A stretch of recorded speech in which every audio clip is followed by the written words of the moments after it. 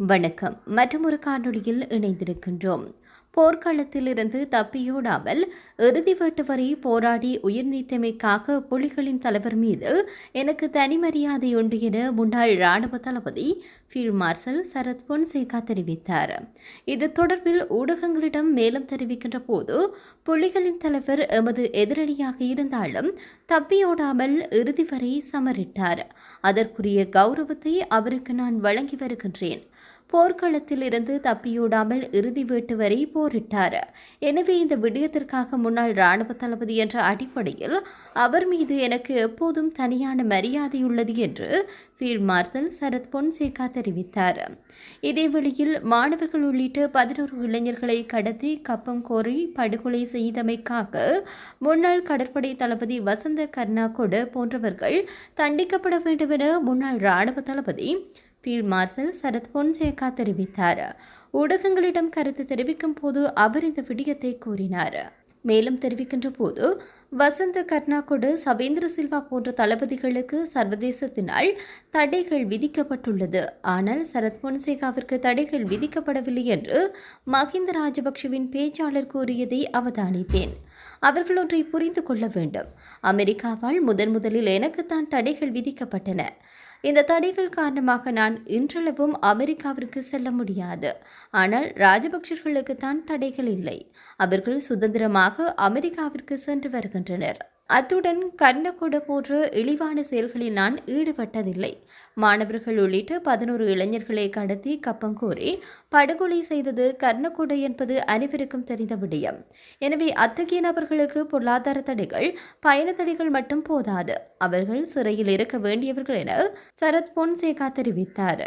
இவ்வாறாக சரத் பொன்சேகா பல்வேறுபட்ட விடயங்களை தெரிவிக்கின்ற போது, நாமல் ராஜபக்ஷ ஒரு சவாலை விடுக்கும் விதமாக ஒரு அழைப்பை விடுத்திருக்கின்றார். அதாவது, சரத் பொன்சேகா வசம் குரல் பதிவு இருந்தால் அதை அவர் வெளியிடட்டும் என பொதுஜன பெரமுன கட்சியின் தேசிய அமைப்பாளர் நாமல் ராஜபக்ஷ தெரிவித்திருக்கின்றார். ராஜபக்ஷர்கள் மீதான பொன்சேகாவின் விவகாரம் மற்றும் காணொலி வெளியிடும் விவகாரம் என்பன எவ்வாறாக அமையப்பெற்றிருக்கிறது என எழுப்பப்பட்ட கேள்விக்கு பதிலளிக்கின்ற போது நாமல் ராஜபக்ஷ இவ்வாறு தெரிவித்தார். அவர் மேலும் தெரிவிக்கையில், பொன்சேகாவின் இயல்பு அது. முன்னரும் அவர் அப்படித்தான்.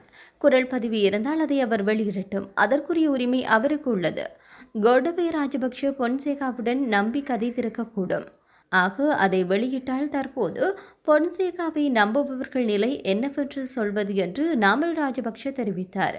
இதேவேளையில் உச்சநீதிமன்றம் கரூர் கூட்ட நெரிசல் வழக்கை சிபிஐ விசாரணைக்கு மாற்றி உத்தரவிட்ட விடயம் தமிழக அரசியலில் பாரிய அதிர்வலிகளை ஏற்படுத்தியுள்ளது.